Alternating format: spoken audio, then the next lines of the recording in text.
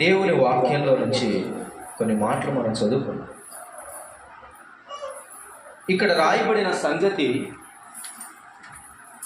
పరలోక రాజ్యమును గురించి రాయబడింది. పరలోక రాజ్యం ఎట్లుంటుంది అని అర్థం చేసుకోవటానికి సామాన్య ప్రజానికానికి దేవుడు అనేక ఉదాహరణలు చెప్పి వివరించాడు. ఎందుకంటే మానవునికి ఎంత చెప్పినా అన్నీ అర్థమవుతాయి, కానీ లోకంలో ఉండేటివి పరలోక రాజ్యం అర్థం కాదు.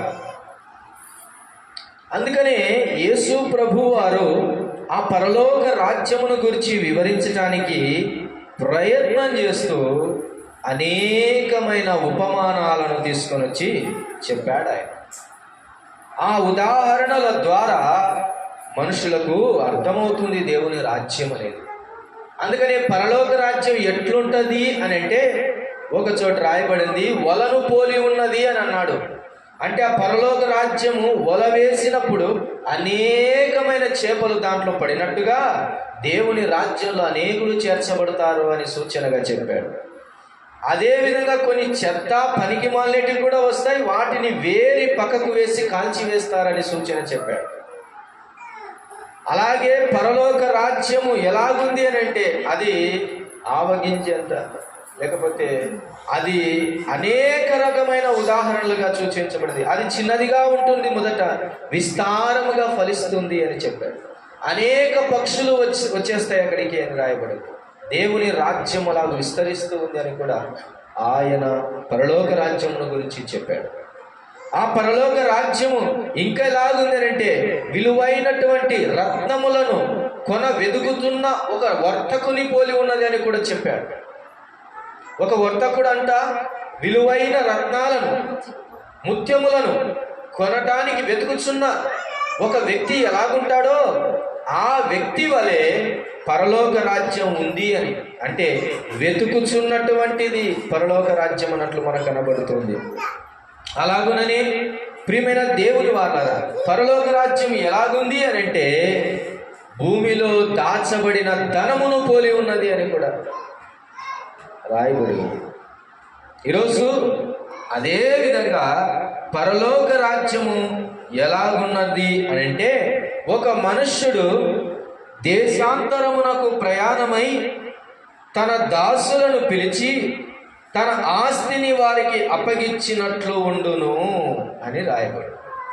ఇప్పుడు అర్థం చేసుకోవాలి, పరలోక రాజ్యము ఎట్లా ఉంది అని అంటే తన దాసులకు ఆస్తిని అప్పగించిన మనుష్యుని పోలి ఉన్నది అని అంటున్నాడు. అంటే పరలోక రాజ్యము మనుషులకు స్వాస్థ్యమును అప్పగించినట్లుంది, ఆస్తిని అప్పగించినట్లుంది. ఆ యజమానుడు తన ఆస్తినంతటిని దాసులకు పంచి వేరే దేశమునకు వెళ్తూ ఉన్నాడు, దేశాంతరమునకు వెళ్తున్నాడు. వెళుతూ ఒకనికి 5 తలాంతులు ఇచ్చాడు, మరి ఒకనికి 2 తలాంతులు ఇచ్చాడు, మరొకనికి 1 తలాంతు ఇచ్చి వెళ్ళాడు. వెళ్తూ ఉన్నప్పుడు ఏం చెప్పాడు అని అంటే వీటి నుంచి మీరేం చేయాలి, సంపాదించాలి. ఒక దాసుడు 5 తీసుకొని ఏం చేశాడు, 5 సంపాదించాడు. మరొక దాసుడు 2 తీసుకొని ఏం చేశాడు, తిరిగి 2 సంపాదించాడు. మూడవ దాసుడు ఏం చేశాడంటే 1 తీసుకున్నాడు, ఆ ఒక్కదాన్ని ఎందుకు పోగొట్టుకోవాలి అని ఏం చేసినాడు, భూమిలో దాచిపెట్టాడు. ఇక్కడ చూడండి, 5 తీసుకున్నవాడు మరి 5 సంపాదించాడంటే అతడు 100 అంతలుగా ఫలించినట్లే. 2 తీసుకున్నాడు, 2 సంపాదించాడంటే అతడు 100 అంతలుగా సంపాదించినట్టే, ఫలించినట్లే. 1 తీసుకున్నాడు, ఎన్ని సంపాదించాలా? మామూలుగా 1 తీసుకున్నాడు ఏం సంపాదించాలా, మరి 1 సంపాదించే చాలు, లెక్క అదే. 5కు 5 సంపాదించాడు, 2కు 2 సంపాదించాడు, వీడికి ఇచ్చింది 1. ఎన్ని సంపాదించే చాలు, 1 సంపాదించే చాలు. ఆ 1 కూడా సంపాదించలేక ఏం చేశాడు, భూమిలో దాచిపెట్టాడు. ఈరోజు యజమానుడు వచ్చి అడుగుతున్నాడు, ఏది మీ లెక్క అని అడుగుతూ ఉన్నాడు. ఈరోజు పాఠ భాగంలో మనము ధ్యానించవలసిన సంగతి ఏమిటంటే యజమాని. ఆరాధనలో కూడా ఆ మాట దేవుడు మరి తన దాసుని ద్వారా పలికించాడు. యజమాని యజమాని. ఇక్కడ 5 తీసుకున్నాడు, 5 ఫలించినప్పుడు 2 తీసుకున్నాడు, 2 ఫలించాడు. 1 తీసుకున్నాడు, ఏం సంపాదించకుండా భూమిలో పెట్టాడంటే దాని అర్థం ఏమిటంటే 5 తీసుకున్న వానికి యజమానుడు అర్థమయ్యాడు, 2 తీసుకున్న వానికి యజమానుడు అర్థమయ్యాడు, 1 తీసుకున్నోనికి యజమానుడు అపార్థమయ్యాడు. అర్థం కాల, అపార్థమయ్యాడు. అందుకే రోజు నీకు అర్థం కాకపోయినా పర్లేదు, కానీ అపార్థం మాత్రం చేసుకోవడానికి వీల్లేదు. ఈరోజు యజమానుని కూర్చిన సంగతి మనము ఒక 3 విషయాలు ధ్యానం చేద్దాం. యజమానుడు నీకు అర్థమయ్యాడా? మన యజమానుడైన దేవుడు, మన యజమానుడైన ప్రభువు మనకు అర్థమయ్యాడా? అర్థమైతే ఫలిస్తాం, అర్థం కాకపోతే ఫలించలేదు. ఈరోజు భూమి మీద దేవుని పిల్లలుగా మనము ఫలించాలంటే, దేవుడిచ్చిన దానికి రెట్టింపుగా అభివృద్ధి పొందాలి అంటే మనకు యజమానుడు అర్థం కావాలి. ఎవరు అర్థం కావాలి? యజమానుడు అర్థం కావాలి. యజమానుని గురించిన సంగతులు జ్ఞాపకం చేసుకుందాం. ఆయన ఇంతకు మన యజమానుడు ఎక్కడ ఉంటాడు?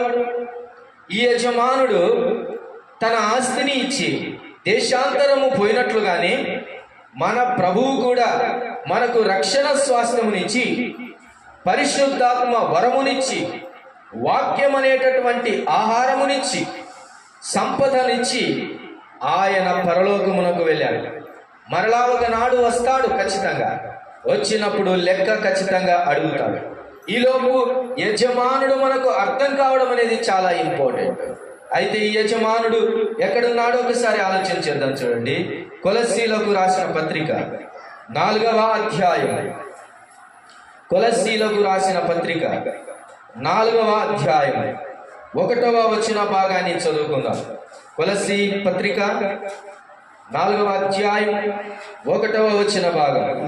యజమానులారా, పరలోకములో మీకును యజమానుడున్నాడని ఎరిగి న్యాయమైనదియు ధర్మానుసారమైనదియు మీ దాసుల ఎడల చేయుడి.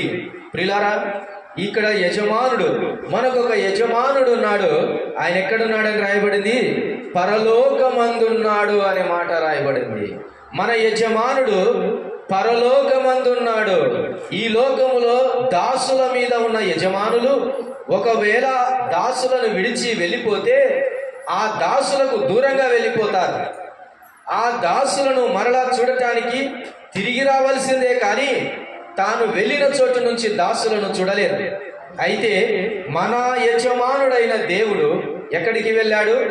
ఈయన పరలోకంలో ఉన్నాడని అర్థమవుతుంది. పరలోకంలో ఉన్నాడు యజమానుడు అంటే దాని అర్థం ఏంటి? పరలోకములో నుంచి ఆయన మనల్ని చూడగలవాడు అని అర్థం. యజమానుని నువ్వు అర్థం చేసుకోవాల్సిన మొట్టమొదటి మాట ఏంటంటే ఆయన పై నుండి చూచుచున్నవాడని అర్థం చేసుకోవాలి. ఎలాంటి వాడు నీ యజమానుడు? చూచుచున్నవాడు. ఆయనకు కళ్ళు గప్పి నీవు నేను ఎక్కడ దాక్కొనలేము. ఆయన కన్ను ఆకాశము నుంచి భూమి మీదికి భూ దిగంతముల వరకు కూడా ఆయన కను దృష్టి చూడగలదు. కాబట్టి మన యజమానుడు ఎక్కడున్నాడని మనం భయపడాలంటే ఆయన పరలోకమందున్నాడు, ఆయన చూచుచున్నవాడనేది జ్ఞాపకం చేసుకోవాలి. ఆయన పరలోకమందు ఉన్నాడు అని అనుకుంటే ఒకటి ఆయన చూచుచున్నవాడని భయపడతాం, రెండవది పరలోకములో మన యజమానుడు ఉన్నాడు కాబట్టి మన కొరకై పరలోక స్వాస్థ్యం కూడా ఉంది అని మనం గ్రహించాలి. ఆయన ఇలాగన్నాడు, నేను వెలుచున్నాను, మీ కొరకు స్థలములను సిద్ధపరుస్తాను అని అంటున్నాడు. ఈ లోకంలో ఇల్లు కట్టుకుంటే ఎట్లుంటాయి? ఎంతకాలం ఉంటాయి? ఎంత ఖర్చు పెట్టి సంపాదించినా, ఎంత చేసినా ఒకనాటికి అవి మరలా పడిపోవలసినదే. కానీ పరలోకంలో దేవుడు నిర్మిస్తున్నటువంటి రాజ్యం అది శాశ్వతమైనది. ప్రతి విశ్వాసి కూడా ప్రతి దినం తన ఇల్లు జ్ఞాపకం చేసుకోవాలి. ఎక్కడుంది మన ఇల్లు? పరలోకంలో ఉంది మన ఇల్లు. ఈ ఇంటిని గురించి ఆలోచన చేసుకుంటుంటాం ఎప్పుడు. రంగులు పోయినా ఏ రంగులు వేసుకోవాలా, బండలు మార్చుకోవాలా, చుట్టూ కాంపౌండ్ కట్టించుకోవాలా. మనం ఈ లోకంలో ఎంతకాలం ఎప్పుడు ఇంటి గురించి ఆలోచన. అయితే దేవుని యందు విశ్వాసం ఉంచిన వారు, ప్రభునందు విశ్వాసం ఉంచిన వారు, ప్రభును ఎరిగి రక్షణ పొందిన వారు ప్రతి దినం కూడా పరలోకంలో మన కొరకు ఇల్లు ఉంది అని జ్ఞాపకం చేసుకొని బ్రతకాలి. పరలోకమందు మన దేవుడున్నాడు అనే మాట జ్ఞాపకం చేసుకుంటే ఎన్ని మేలులో. ఈరోజు మన యజమానుడు ఎక్కడున్నాడు? మనకు కనపడని చోట లేడు. మన యజమానుడు మనల్ని బాగుగా చూసేటువంటి స్థానం ఉంటున్నాడు. ఒక మాట, ఆయన పరలోకముందుంటే మనకు వచ్చేటటువంటి మేలేంటి అని ఆలోచన చేస్తే, హాగరు అన్నటువంటి ఒక దాసురాలు అబ్రహాము దగ్గర నుంచి, షారా దగ్గర నుంచి బయలుదేరి వెళ్ళిపోతుండగా తన కుమారుని ఎత్తుకొని అరణ్య మార్గంలో చిక్కుకొని పోయి ఆమె నడుస్తూ వెళ్తూ ఉంటే తన దగ్గరున్న ఆహారం అయిపోయింది, తన దగ్గరున్న నీళ్ళు అయిపోయినాయి. దాహం వేసి కుమారుడు అలమటిస్తున్నాడు, ఏడుస్తున్నాడు, కేకలేస్తున్నాడు. భరించలేక ఆ హాగరు ఏం చేసిందంటే తన కుమారుని పొదలో పడవేసింది. పొదలో పడవేసినప్పుడు ఆ కుమారుడు ఏడుస్తూ ఉంటుండగా, ఆ కుమారుడు మొరపెట్టుకొంచుండగా, దేవుడు పరలోకమందున్నాడు కాబట్టి వాని మొర ఆలకించెను అని రాయబడు. దేవుడు కొండ మీద ఉంటే ఆ కొండ కంటే మించిన కొండ మీద ఉన్నోడిని చూడలేడు. దేవుడు గుహలో ఉంటే బయట మైదానంలో ఉన్న వాడిని చూడలేడు. దేవుడు జలపాతాల దగ్గర ఉంటే మిట్ట మీద ఉన్నటువంటి వారిని చూడలేడు. దేవుడు ఆకాశమందున్నాడు కాబట్టి, పరలోకమందున్నాడు కాబట్టి ప్రతి మనుషుని చూచుచున్నాడు ఆయన. ఆ హాగరు కుమారుడు ఏడుస్తూ ఉన్నప్పుడు ఆకాశమందున్న యజమానుడు చూసి ఆ పిల్లవాని మొరను ఆలకించి హాగరుతో మాట్లాడుతున్నాడు. హాగరు, ఇదిగో నీ కుమారుని దాహమును తీర్చుకో. ఎందుకు ఏడుస్తున్నావు? దిక్కులేని దానిలాగా ఎందుకు ఏడుస్తున్నావు? ఒక్కసారి కనులెత్తి ఆకాశం వైపు చూడలేకపోయావా? నీ యజమానుడనైనా నేనున్నానని చూడలేకపోయావా అని హాగరుతో మాట్లాడిన దేవుడు హాగరుకును తన కుమారునికి దగ్గరలో నీటి బుగ్గను పుట్టించాడండి. దాహం తీర్చడానికి నీటి బుగ్గను దేవుడు ఏర్పాటు చేశాడు. అక్కడ ఆకాశమందు నీ యజమానుడు ఉన్నాడు అని అంటే నీకు లాభమేంటి అంటే, నీ కష్టమును చూచేవాడు ఆయన, నీ దాహమును చూచేవాడు ఆయన, నీ ఆకలిని చూచేవాడు ఆయన.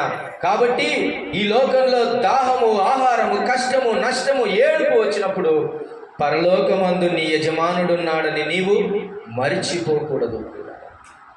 మన యజమానుడు పరలోకమందు ఉండుట వలన మనకు ఆదరణ, మన యజమానుడు పరలోకమందు ఉండుట వలన మనకు శాశ్వత నివాసాలు.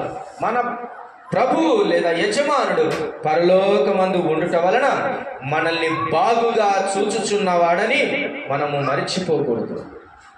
ఇశ్రాయేలుల మూలుగులను ఆకాశమందున్న దేవుడే వినలేదా?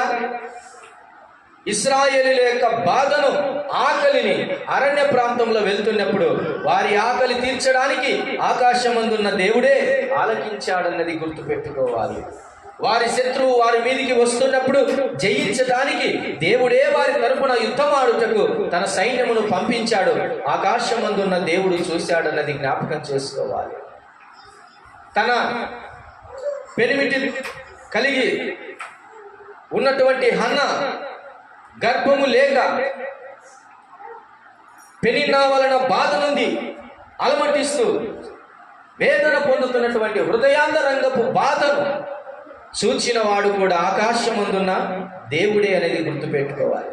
అంత మాత్రమే కాదు, నశించుచున్న మానవాళిని, పాపము చేత, శాపము చేత నలిగి కృషించిపోతున్న మానవాళిని రక్షించడానికి తన ప్రియ కుమారుని పంపించకంటే ముందు వారి యావత్ బాధను చూచిన వాడు నశించుచున్న వారిని రక్షించడానికి క్రీస్తు యేసు లోకానికి వచ్చాడు అని అంటే కారణం ఆకాశమందు నుంచి ఆయన చూచిన వాడనేది గుర్తుపెట్టుకోవాలి. నీ యజమానుడు ఎక్కడున్నాడు? పరలోకమందున్నాడు. ఆయన పరలోకమందున్నాడని సంగతి నీవు నేను ఎన్నడూ మరచిపోకూడదు. చూడండి, రెండవదిగా ఎవరు ఈ యజమానిని అర్థం చేసుకోవటానికి రెండవ మాటను మనము జ్ఞాపకం చేసుకుందాం. చూడండి, తిమోతికి రాసిన రెండవ పత్రిక అపోస్తలుడైన పౌలు తిమోతికి రాసిన రెండవ పత్రిక 2వ అధ్యాయము 21వ వచన భాగాన్ని జ్ఞాపకము చేసుకుందాం. చూడండి, 2వ అధ్యాయము 21వ వచనం, 2వ తిమోతి పత్రిక.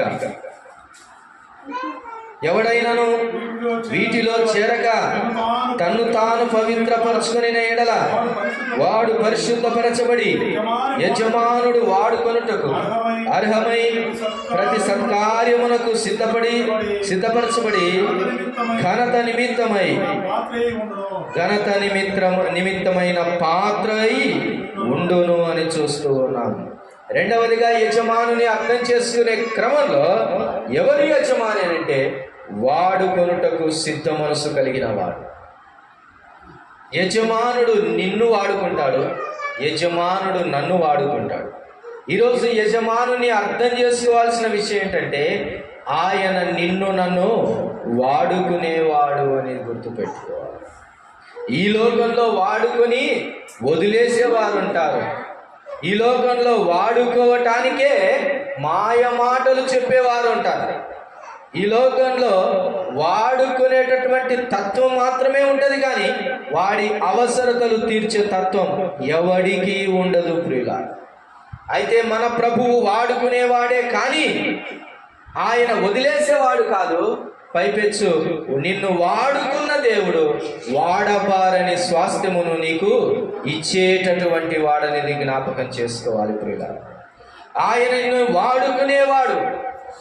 అయితే వాడుకునే ముందు నిన్నేం చేస్తాడో చూడండి, ఎలాగ ఉండాలని ప్రభు కోరుకొంచున్నాడు. చూడండి, 21వ వచనంలో, ఎవడైనను వీటిలో చేరక తన్ను తాను పవిత్రపరుచుకొని ఎడల వాడు పరిశుద్ధపరచబడి యజమానుడు వాడుకొనుటకై అర్హమై ప్రతి సత్కార్యమునకు సిద్ధపరచబడి ఘనత నిమిత్తమైన పాత్ర అయి ఉండును.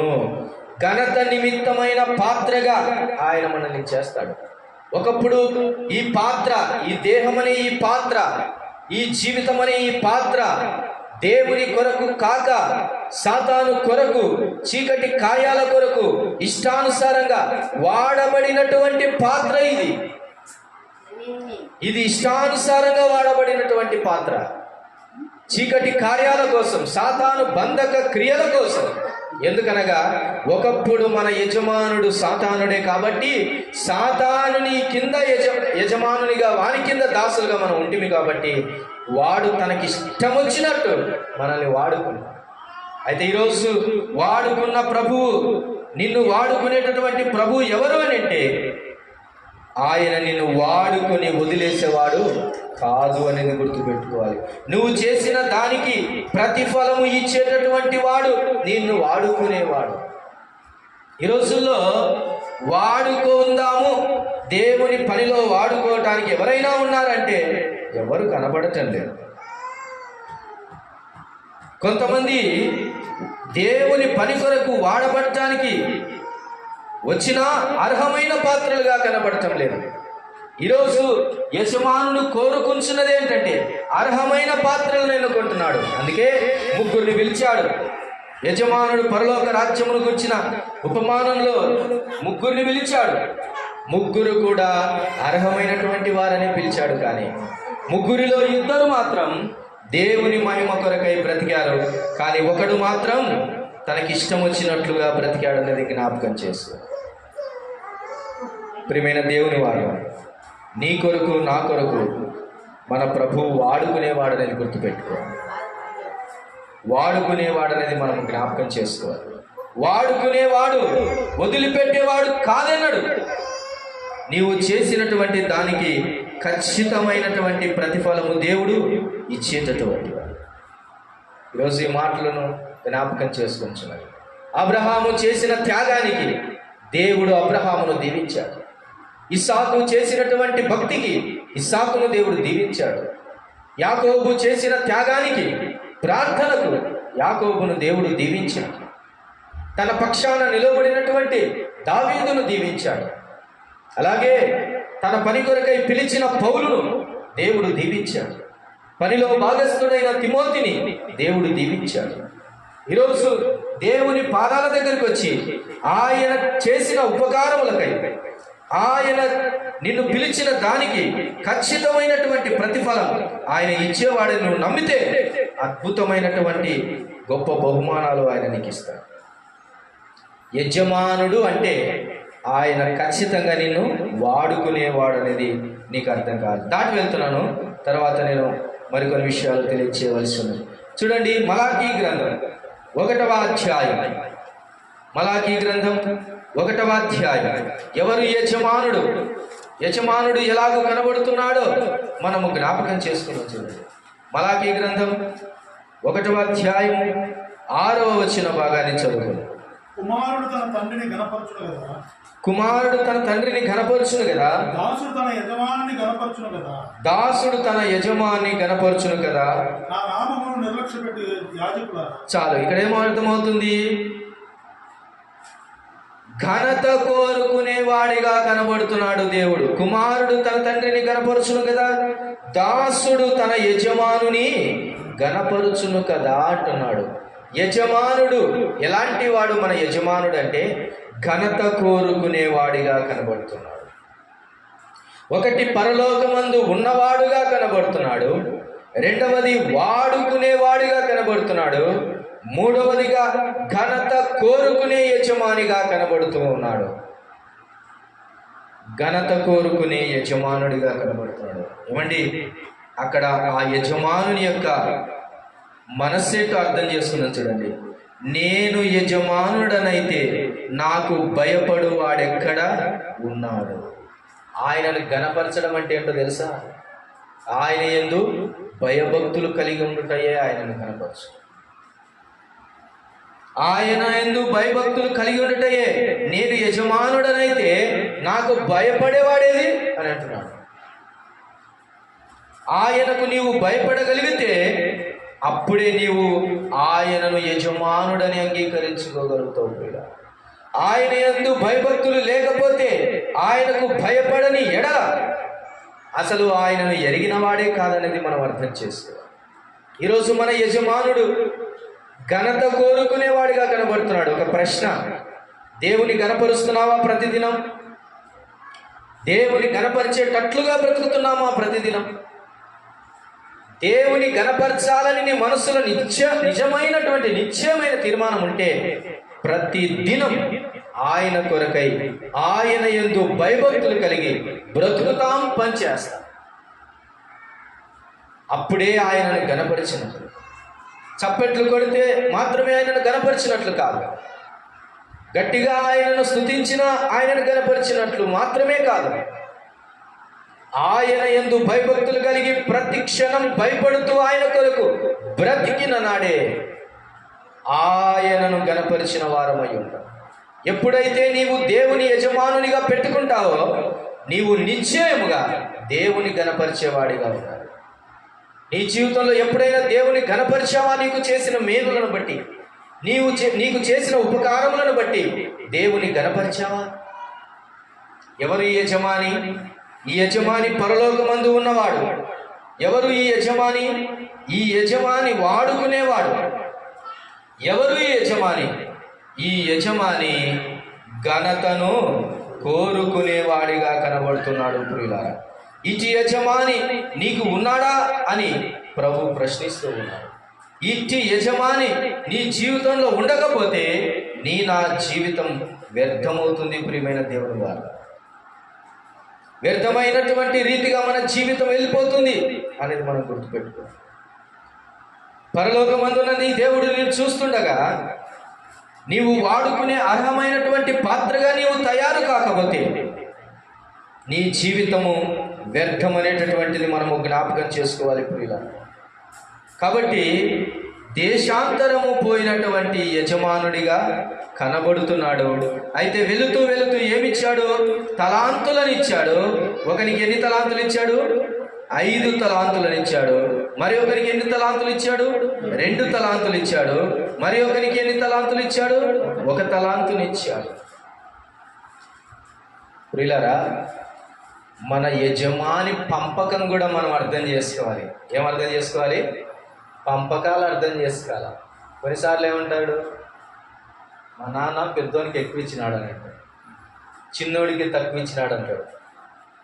భూమి మీద ఒక రూల్ ఉంది, జ్యేష్ఠ కుమారునికి కొంచెం ఎక్కువనే ఇస్తారు ఎవరైనా, ఇవ్వాలి కూడా. ఏది ఇచ్చినా కానీ తండ్రి ఇచ్చాడు అనేటువంటి తృప్తి మనకు ఉండాలి. ఇక్కడ వీడికి ఏమైందో ఏమో కానీ మొదటోనికి 5 ఇచ్చాడు, రెండవానికి 2 ఇచ్చాడు, మూడవానికి 1 ఇచ్చాడు. 5 ఇచ్చినోడు ఏం చేశాడంటే 5 సంపాదించినాడు. యజమానుడు వచ్చి అడిగాడు, ఏం చేసావంటే, యజమానుడా ఇదిగో నీవు ఇచ్చినటువంటి 5 తలాంతులకు నేను ఏం సంపాదించాను, 5 సంపాదించాను అని అంటున్నాడు. అప్పుడేమన్నాడంటే, బలా నమ్మకమైన మంచి దాసుడా అన్నాడు. రెండో వాడి దగ్గరికి వచ్చాడు.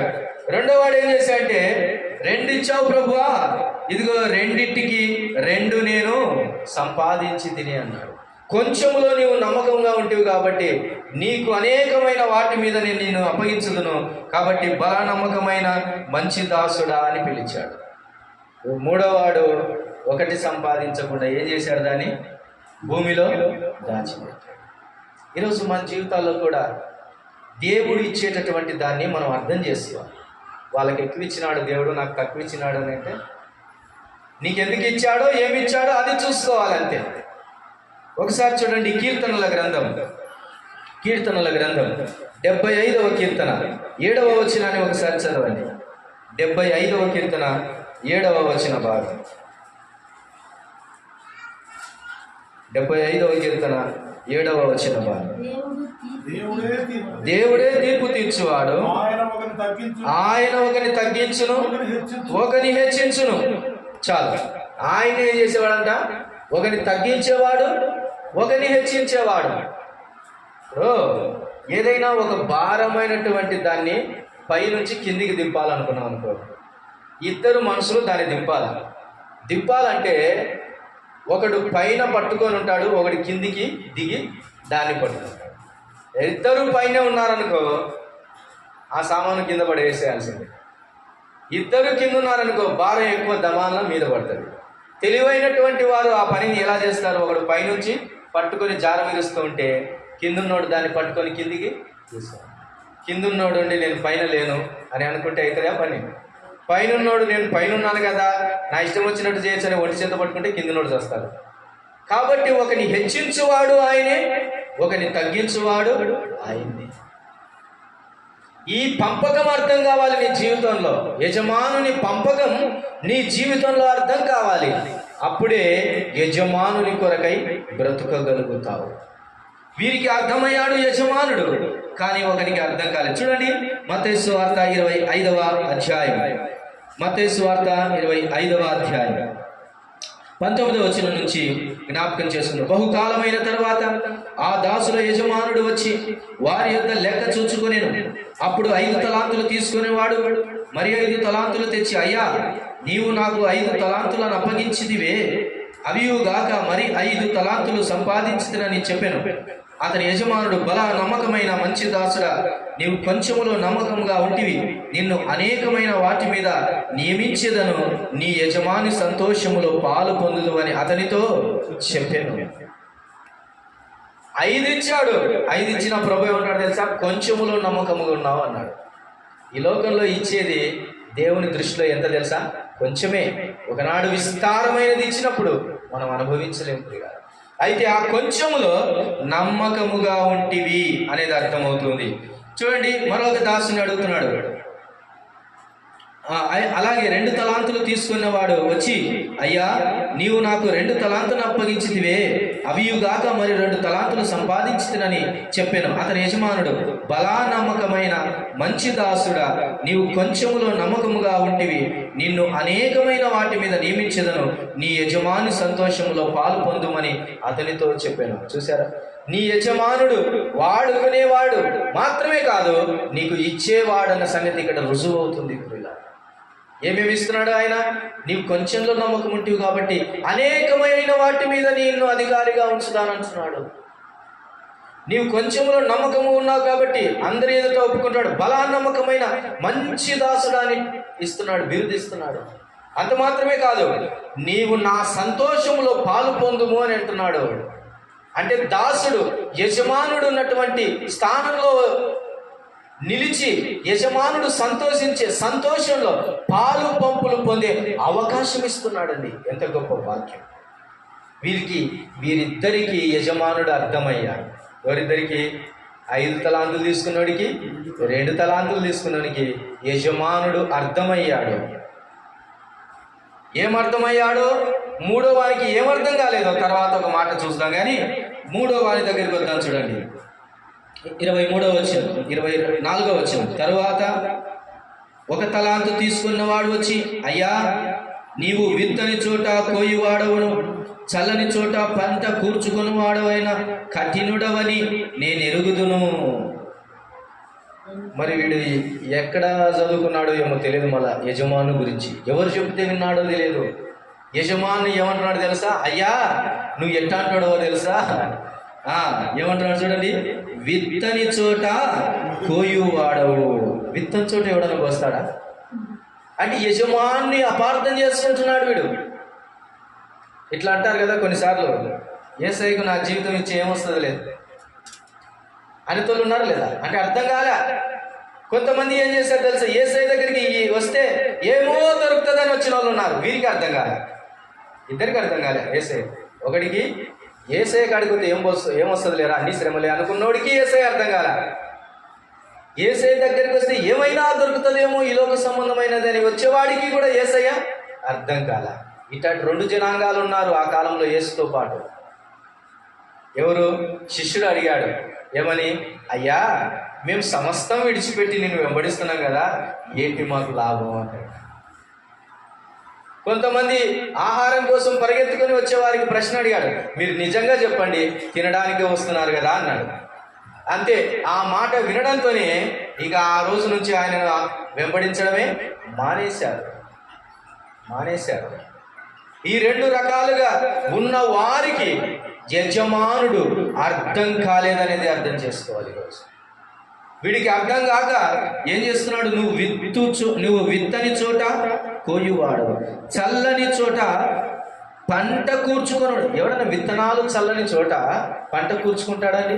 వీడికి అర్థమయ్యాడు యేసు ప్రభువు, వీడికి అర్థమయ్యాడు యజమానుడు.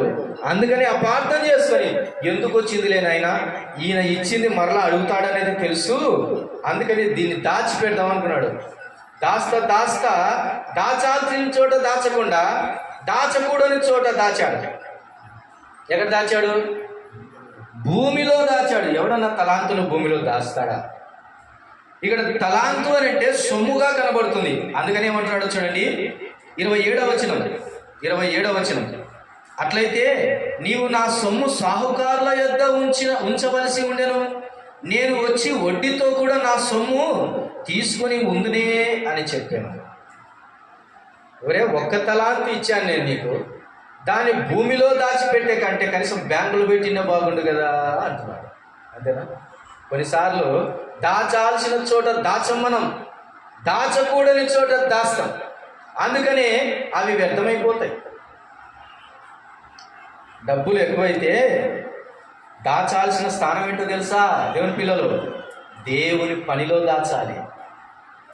లాభం ఉంది, దేవుని పనిలో దాచాలి. అట్లా కాకుండా ఎక్కడ వడ్డీ ఎక్కువ వస్తే అక్కడ దాచుకున్నాం అనుకో, ఇట్లనే ఒక ఆయన వడ్డీలకిచ్చి దాన్ని సంపాదించలేక, అవతలున్నాడు కట్టలేక, వీడి మీదనే తిరగబడి లాస్ట్కి మంచి ప్లాన్ వేసి స్కెచ్ చేసి దాన్ని వేసి పడేసేసి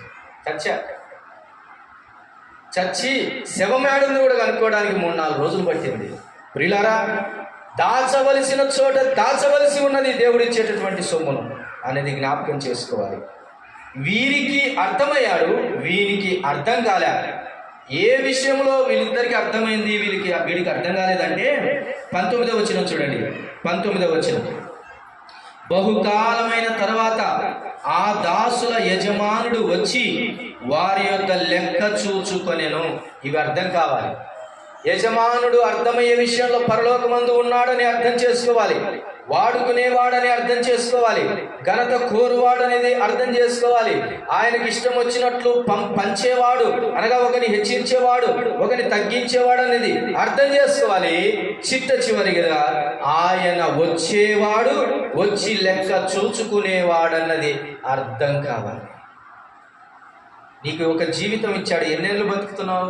70 ఏళ్ళు బతికావంటే, 80 ఏళ్ళు బతికావంటే లెక్క కావాలి.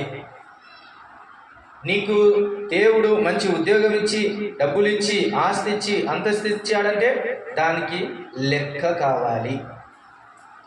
నీకు 5 మంది పిల్లల్నిచ్చి, పిల్లల్నిచ్చి, వాళ్ళకు భార్యలను, భర్తలను, అల్లులను, కోడోళ్లను ఇచ్చి ఇంత అభివృద్ధి పొందిన తర్వాత కాలు మీద కాలేసుకొని, తెల్ల సట్టేసుకొని, కాలు మీద కాలేసుకొని, కాలర్ ఎగిరేసి నా పిల్లలు చూడు ఎట్లున్నారు అని అనుకోవడానికి కాదు.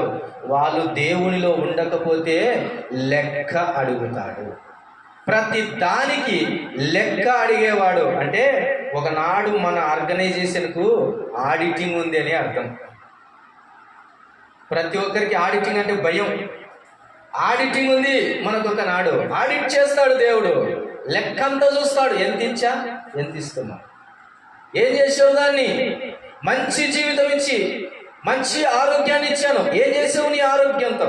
మంచి బలం ఇచ్చాను నీకు, ఏమి చేసావు బలముతో? మంచి తెలివితేటలు ఇచ్చాను, ఏం చేసావు తెలివితేటలతో? మంచి ధనం ఇచ్చాను, ఏం చేశావు ధనముతో? దేవుని సంఘంలో స్థానం ఇచ్చాను, ఏం చేశావు ఆ స్థానాన్ని? రక్షణ ఇచ్చాను, ఏం చేశావు? స్వార్థను ఇచ్చాను, ఏం చేశావు? సంఘాన్ని ఇచ్చాను, ఏం చేశావు అని లెక్క అడిగేవాడు యజమానుడు అన్నది నీ హృదయంలో, మనస్సులో ఎప్పుడు పెట్టుకోవాలి. లెక్క అడగలే అనుకున్నాడు వీడు, లెక్క అడుగుతాడు అన్నాడు. వీడు అనుకున్నాడు లెక్క వేరే రకంగా అడుగుతాడు అనుకున్నాడు. వారు అనుకున్నారు లెక్క సరైన పద్ధతిలో అడుగుతాడు. అందుకని వారు లెక్కతో బ్రతికారు, వీడు లెక్క లేకుండా బ్రతికాడు. అందుకే వీరి జీవితం ఇట్లయిపోయింది. అందుకనే వారు లెక్కలేసుకొని బ్రతికారు కాబట్టి లెక్క ప్రకారంగా వారిని హెచ్చించాడు. వీడు లెక్క లేకుండా బ్రతికాడు కాబట్టి ఉన్న లెక్కను కూడా వాని దగ్గర నుంచి తీసేసుకొని ఉన్నవానికి ఇచ్చేశాడు, వానికి లేకుండా చేశారు. మాత్రమే కాకుండా వాని ఏం చేశాడో చూడండి 30వ వచనం, మరియు పనికి మాలిన ఆ దాసుని వెలుపటి చీకటిలోనికి త్రోసివేడి, అక్కడ ఏడుపును, పండ్లు కొరుకుటయు ఉండును. అప్పుడున్న దాసులకు ఇచ్చిన బిరుదేంటి? ఇద్దరి దాసులకు ఇచ్చిన బిరుదేంటి? బలానమ్మకమైన మంచి దాసులారా అన్నాడు. వీరికి ఇచ్చినటువంటి బిరుదేంటి? పనికి మాలిన దాసుడా. ముందన్నాడు సోమరివైన చెడ్డదాసుడా అని 26లో, అంటే 30వ వచనంలో అంటున్నాడు పనికి మాలిన ఆ దాసుడు అని అంటున్నాడు. పనికి మాలిన దాసుడు. మాత్రమే కాకుండా వెలుపటి చీకటిలోనికి త్రోసివేయండి, ఇది వానికి ఇచ్చినటువంటిది. ఉన్నది తీసేసుకొని వెలుపటి చీకటిలోనికి ఇచ్చాడు. వారికి ఏం చేశాడు? మీరు నా సంతోషంలో పాలుపంపులు పొందుదురు అన్నాడు. వీడు దేంట్లో పాలుపంపులు పొందాల్సి వచ్చిందో తెలుసా? ఏడుపును, పండ్లు కొరుకుటలో పాలు పొందాల్సి వచ్చింది. ఈరోజు దేవుడు నీతో మాట్లాడుతుండగా దేవుని లెక్క ప్రకారంగా బ్రతకకపోతే, సమయం ఇచ్చినప్పుడే రక్షణ పొందకపోతే, దేవుని రక్షణ నువ్వు పొందకపోతే, ఆయన యందు విశ్వాసం ఉంచి మారు మనసు పొందకపోతే ఒకనాడు లెక్క అడుగుతాడు. లెక్క సరిగా లేకపోతే నిన్నెక్కడికి తోసివేస్తాడు తెలుసా? కటిక చీకటిలోనికి, గాఢాంధకారపు చీకటి, మరణకరమైన వేదన, అయ్యో పండ్లు కొనుక్కొనటం, అయ్యో రొమ్ములు బాదుకొనటం, యేసు చెప్పిన మాట వినకపోతేనే, రక్షణ పొందకపోతేనే నా జీవితం అంతా వ్యర్థం చేసుకుంటేనే అని వేదన పొందవలసినటువంటి పరిస్థితి రాబోతుంటుంది. ఆయన మాట వినకుండా నీకు ఇష్టానుసారంగా జీవిస్తే అది నిత్యమైన నరకాగ్ని, భయంకరమైన వేదన. అందులో పడినవాడు చావడు, అందులో పడినవాడు వేదన పొందుతుంటాడు. అగ్ని ఆరదు, పురుగు చావదు, నిత్యాగ్ని దండన అతడు ఎదుర్కోవాల్సి వస్తుంది. ఎందుకింత తిప్పలు? దేవుడు నీకు ఇచ్చినటువంటి ఒక్క తలాంతైనా, అరతలాంతైనా ఉన్నదాన్ని సంపాదించాలి. అంటే దాని అర్థం ఏంటి? ఉన్న ఈ జీవితానికి మరో జీవితాన్ని సంపాదించాలని దాని అర్థం. ఈ జీవితముతోనే నిత్య నరకాగ్నికి వెళ్ళాలని కాదు, ఈ జీవితముతోనే నీవు పరలోక జీవితాన్ని సంపాదించుకోవాలి. ఆత్మ సంబంధమైన పంట కోయాలి, ఆత్మ సంబంధమైన జీవితాన్ని సంపాదించాలి. ఈ శరీరం వదిలిపెట్టిన తర్వాత నీ ఆత్మ తిరిగి దేవుని యొద్దకు వెళ్ళటానికి నీవు పాటుపడాలి. ఎందుకనగా దేవుడు మనుషులను సృష్టించింది నాశనములకు వెళ్ళటానికి కాదు, కానీ అందరూ అంతటా మారు మనసు పొందలాలని దేవుడు నిశ్చయించుచున్నాడని చూడండి, తెస్సలోనికీయులకు రాసిన మొదటి పత్రిక 5వ అధ్యాయంలో దేవుని ఉద్దేశం ఏమిటి? దేవుడు ఈ లోకంలో మనకిచ్చిన ఆ తలాంతు అనే జీవితం ఎందుకు అనేనంటే 5వ అధ్యాయము 9వ వచనాన్ని చూసినట్లయితే, ఎందుకనగా మన ప్రభు అయిన యేసు క్రీస్తు ద్వారా రక్షణ పొందుటకే దేవుడు మనల్ని నియమించను, కానీ ఉగ్రత పాలగుటకు నియమించలేదు అన్న సంగతిని జ్ఞాపకం చేసుకోవాలి. ఈ లోకంలో దేవుడు నీకుండగా ఎన్ని ఇచ్చాడు? జీవితం ఇచ్చాడు, కుటుంబాన్ని ఇచ్చాడు, సంపదనిచ్చాడు, ఆరోగ్యమునిచ్చాడు, ఐశ్వర్యమునిచ్చాడు. ఇవి శరీర సంబంధమైనటువంటివి. ఇక ఆత్మ సంబంధమైనవి ఆలోచన చేస్తే దేవుని గ్రంథాన్ని ఇచ్చాడు, ఎన్నిసార్లు చదివావు? దేవుని మాటలను ఇచ్చాడు, ఎన్నిసార్లు వింటున్నావు? దేవుని గ్రంథంలో ఇన్ని మాటలు ఉంటుండగా ఎన్ని గైకొనుచూ ఉన్నావు? దేవుడు సమయం ఇస్తున్నాడు, దేవుని సంఘానికి, దేవుని సన్నిధికి ఎంత త్వరగా వస్తూ ఉన్నావు? దేవుడు నీకు అన్ని విధాలుగా సక్రమమైనటువంటివి ఇచ్చాడు. దేవుని బోధకులను దేవుడు నీకు ఇచ్చాడు, బోధించే వారిని ఇచ్చాడు, పరిశుద్ధాత్మ దేవుని ఇచ్చాడు, ఎన్ని వరాలు ఇచ్చాడు. బట్ ఏం చేస్తాం? నీ లెక్క అడగడా దేవుడు? దేవుని కొరకు ప్రయాసపడకపోతే ఎట్లా? ఓర్చుకోకపోతే ఎట్లా? దేవుడు నీకు మోకాలు ఇచ్చాడా? మోకాలు ఎందుకు ఇచ్చాడు? మనం ఏ పని కోసమైనా మోకాలు వంగమేమో కానీ ప్రార్థనకు మాత్రం వంగవలసి ఉన్నది మోకాలు. దేవుడు నీకు నోరు ఇచ్చాడా? ఎందుకు ఇచ్చాడు? పాడటానికి కాదా? దేవుడు నీకు ఇంత మంచి సమయాన్ని ఇచ్చాడు, ఆయనతో గడపటానికి కాదా? దేవుడు నీకు ఇచ్చిన కష్టార్జితంలో ఆయనకు ఇవ్వటానికి కాదా? ఇలాగ చూపుకుంటూ పోతే ఆత్మ సంబంధమైన విషయాలు ఎన్నో ఉన్నాయి. అవన్నీ ఆయన కొరకు ఉపయోగించుకుంటున్నావా లేదా అనేది ప్రశ్నించుకుంది. ఈరోజైనా నా ప్రభువా, ఇదిగో నా జీవితాన్ని అర్పించుకున్నాను.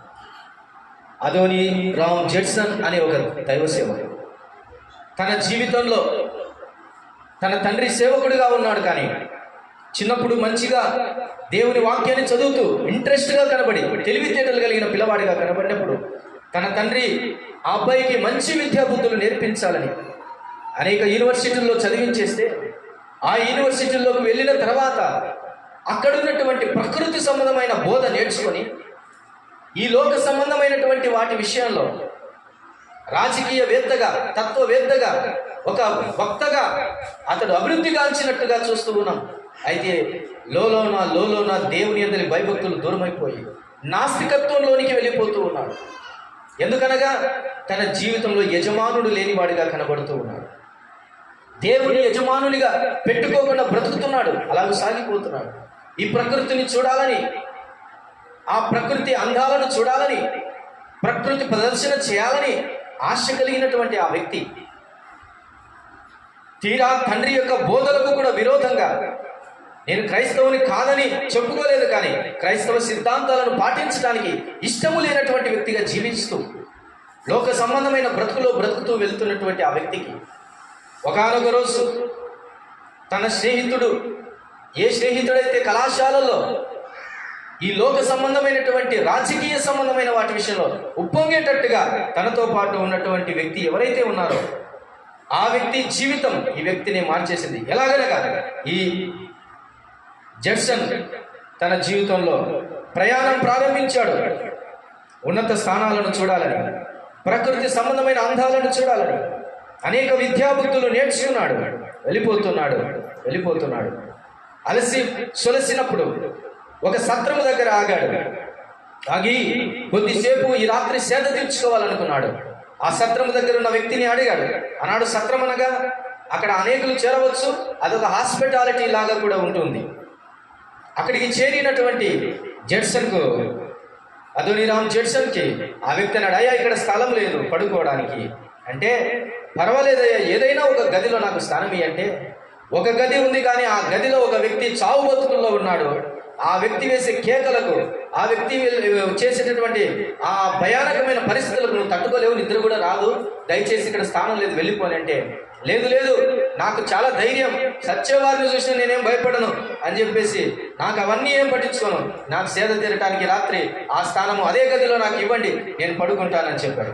సరే నీ ఇష్టం అని చెప్పేసి ఆ వ్యక్తి ఆహ్వానించి ఆ గదిలోనికి ఆ వ్యక్తిని పిలిస్తే ఆ రాత్రి జడ్సన్ అక్కడ పడుకున్నాడు. కానీ ఎన్నో కేకలు వినబడుతున్నాయి, శబ్దాలు వినబడుతున్నాయి, బల్లలు ఈడ్స్తున్నట్టుగా శబ్దాలు వినబడుతున్నాయి. సరిగా నిద్ర రాలేదు. మొత్తానికి తెల్లవారిన తర్వాత ఆ వ్యక్తి, ఏ వ్యక్తి అయితే జడ్సన్కు స్థానం ఇచ్చాడో పడుకోవడానికి, ఆ వ్యక్తి అడుగుతున్నాడు, ఏమయ్యా జడ్సన్, రాత్రి బాగా నిద్ర వచ్చిందా అని అన్నాడు. నిద్ర ఏమీ రాలేదు సరిగా, అన్ని శబ్దాలు, ఈ భయంకరమైన పరిస్థితుల్లో నా నిద్రనే చెడిపోయింది అని చెప్తాడు. ఇంతకు ఆ రాత్రి ఆ గదిలో ఉన్నటువంటి ఆ వ్యక్తి ఏమయ్యాడు అని అంటే, ఆ వ్యక్తి చనిపోయాడయ్యా అని చెప్పాడు. అవునా అవునా అని అంటే, అవును ఆ వ్యక్తి చనిపోయాడు, ఆ వ్యక్తి ఫలానా కాలేజీలో చదివాడు అని అన్నాడు.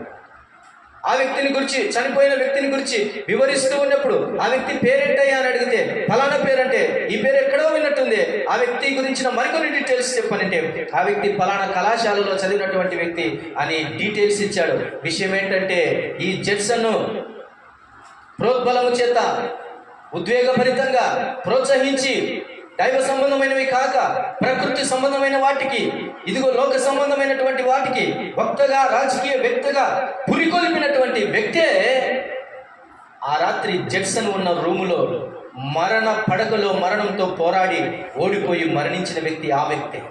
ఈ మాట తెలుసుకున్నటువంటి జడ్సన్ తన గుండెల్లో రైలు పరిగెత్తాయి. వెంటనే ఆలోచన చేశాడు, అయ్యో ఈ వ్యక్తి ప్రోత్సహించిన దానిని బట్టే కదా నేను నా తండ్రి సిద్ధాంతాలను విడిచిపెట్టి, దేవుణ్ణి విడిచిపెట్టి, నాస్తికత్వపు మనస్సు చేత ఈ లోకంలో అది కాదు ఉండేది, అనుభవించాల్సింది ఎంతో ఉందనుకొని వెళ్తున్నానే, ఎంత మూర్ఖుడను అని చెప్పేసి తన్ను తాను పశ్చాత్తాపపడి ఆ రాత్రి ఆ గదిలో మరణం పొందిన ఆ వ్యక్తి జీవితం ఇతన్ని టర్నింగ్ పాయింట్ చేసింది. అప్పుడు రాయబడింది, ఆ వ్యక్తిని గురించి, జడ్సన్ గురించి రాయబడింది,